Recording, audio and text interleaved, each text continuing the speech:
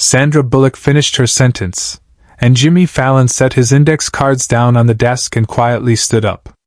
The Tonight Show studio, usually filled with laughter and applause, fell into complete silence. For the first time in his 25-year career, Jimmy had stopped the show not for a commercial break, but for something far more profound.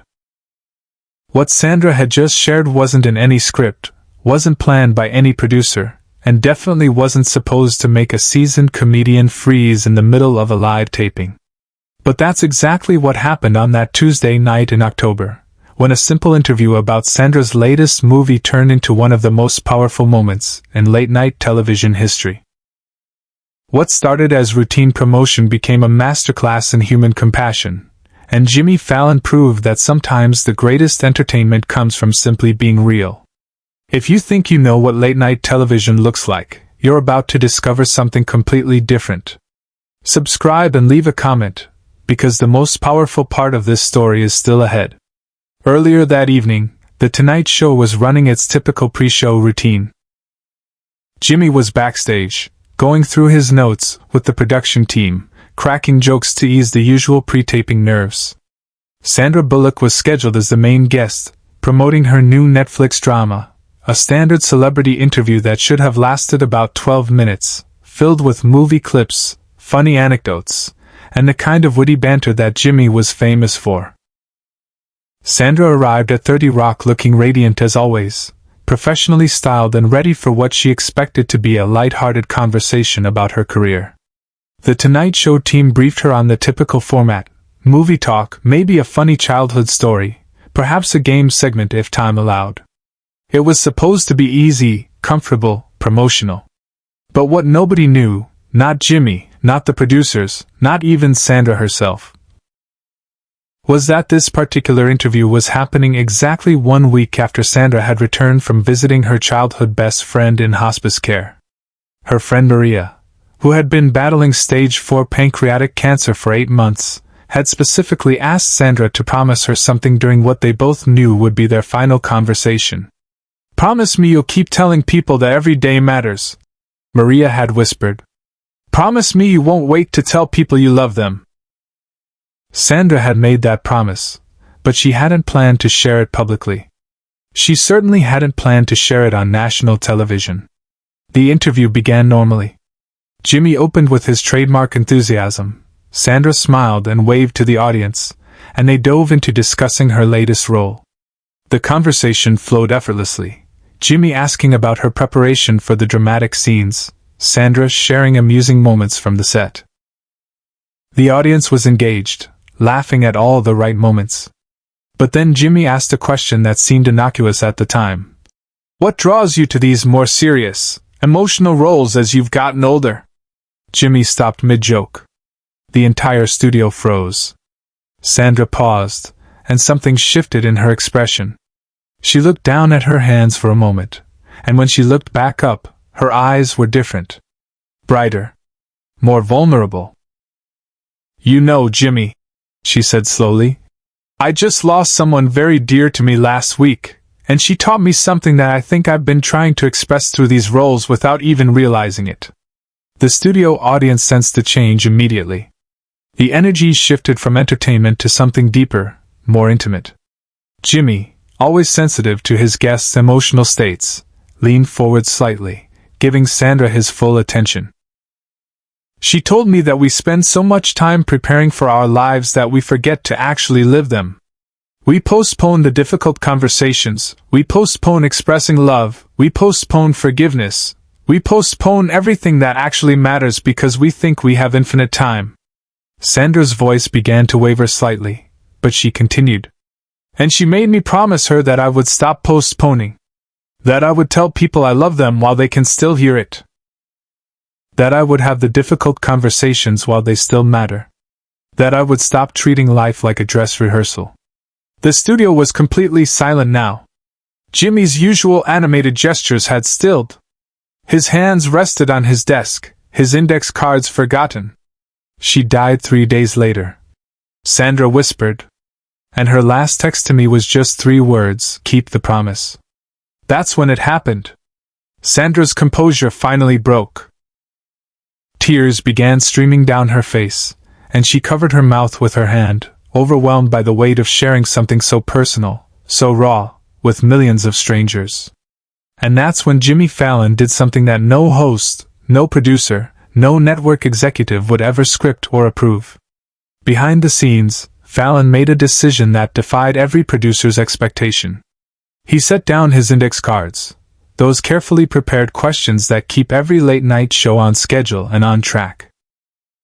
He stood up from his desk, walked around to Sandra's chair, and without saying a word, he simply placed his hand on her shoulder.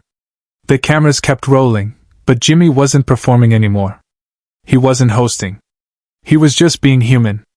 "I'm so sorry for your loss," he said quietly, his own voice thick with emotion. "And thank you for keeping that promise. Thank you for sharing Maria with us." The fact that Jimmy remembered her friend's name.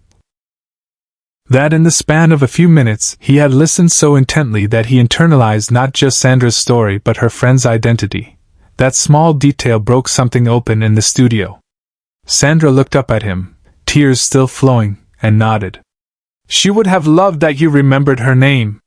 Jimmy smiled, and for a moment the audience saw something they rarely witness in polished late-night television: genuine human connection.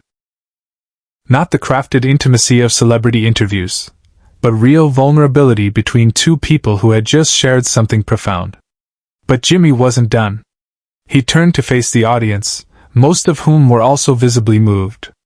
"You know," he said, addressing the crowd directly, "Sandra just shared something with us that her friend Maria wanted the world to hear.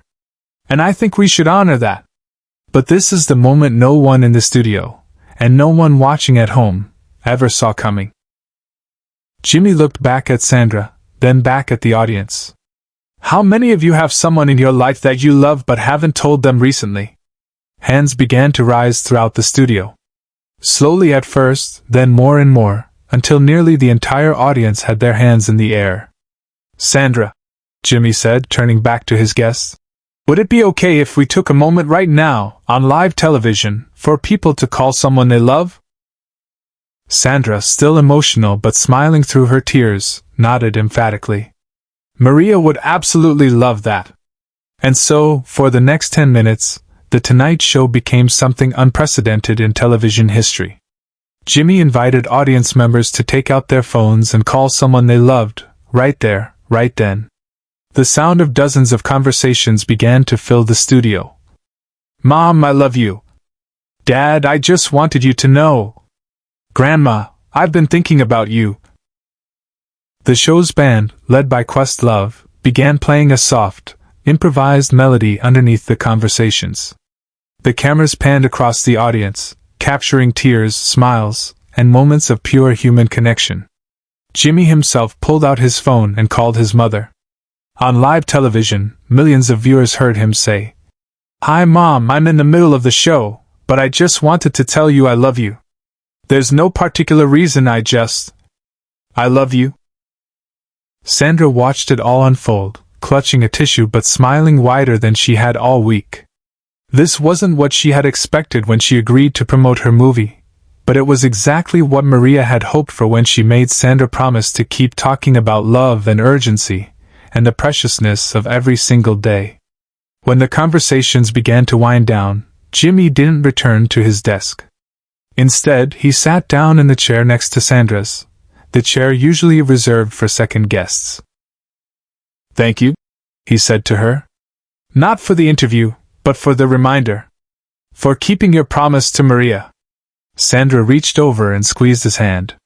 "Thank you for making it possible. For creating space for something real." Jimmy nodded, then turned to address the camera directly. "We're going to take a quick break, but when we come back, I want to share something with Sandra that I think Maria would want her to hear. Share and subscribe. Make sure this story is never forgotten." During the commercial break, something extraordinary happened backstage. Jimmy's assistant approached him with a piece of paper, a printout of an email that had just arrived at the show's general inbox.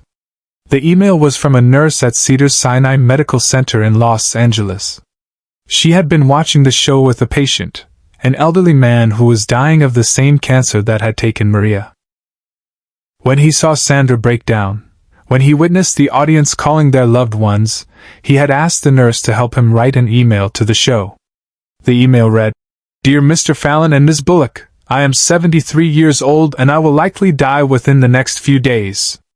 I have been too proud to tell my children how much I love them because I didn't want them to see me as weak. After watching your show tonight, I asked my nurse to call all 3 of my kids. They are driving here now from different states to be with me. Thank you for giving me the courage to stop being strong and start being loving. My name is Robert, and I wanted you to know that your friend Maria's message reached me just in time." When Jimmy read this email to Sandra on live television after the break, both of them were openly crying. But they weren't the only ones. Later reports would reveal that the show's social media accounts were flooded with similar stories. People calling estranged siblings, parents reaching out to children, friends reconnecting after years of silence. But perhaps the most powerful moment came at the very end of the show. As the credits began to roll, Jimmy did something he had never done before in nearly a decade of hosting The Tonight Show. He took off his tie. It was a simple gesture, but in the context of everything that had just happened, it was profound. The tie represented the formality, the professional distance, the carefully crafted persona that separates entertainers from their audience. By removing it, Jimmy was saying that some things matter more than show business. He handed the tie to Sandra. "For Maria," he said simply. Sandra accepted it with both hands, holding it like the sacred object it had become. "She would have said you're crazy for giving away a perfectly good tie." Sandra laughed through her tears. "But she also would have loved you for it." Later, Sandra would reveal that she had that tie framed and hung in her home office, with a small plaque beneath it that read, "Every day matters. Maria." But the story doesn't end there. In the weeks following that show, something unprecedented happened in late-night television. Jimmy began incorporating what he and his team privately called Maria Moments into his shows, unscripted opportunities for genuine human connection. Sometimes it was as simple as asking a guest about someone who had influenced them. Sometimes it was creating space for audience members to share their stories. Always, it was about honoring the lesson that Sandra and Maria had taught him, that authentic human connection is more powerful than any joke, any game, or any celebrity gossip. The Tonight Show's ratings actually increased following this shift, but more importantly, Jimmy had discovered something that would define the rest of his career, that his greatest strength as a host wasn't his ability to make people laugh, though he could certainly do that, but his ability to make people feel less alone. Years later, when asked about that night with Sandra, Jimmy would say, "Maria never got to meet me, but she changed my life. Through Sandra, she reminded me why we do this. Not for the entertainment industry, not for the network, not even for the ratings. We do this to connect with each other, to remind each other that we're all just humans trying to figure it out together." Sandra still keeps that tie in her office, and she still honors her promise to Maria. Every interview she gives, every public appearance she makes, she finds a way to remind people that time isn't infinite, that love shouldn't be postponed, that difficult conversations matter more than comfortable ones. And Jimmy? He never did go back to wearing ties quite the same way. Oh, he still wears them. The Tonight Show has standards, after all, but colleagues say that before every show, he touches his tie and quietly says, "Every day matters." Because sometimes the most powerful entertainment isn't entertainment at all. Sometimes it's just truth, shared between strangers who realize they're not strangers after all.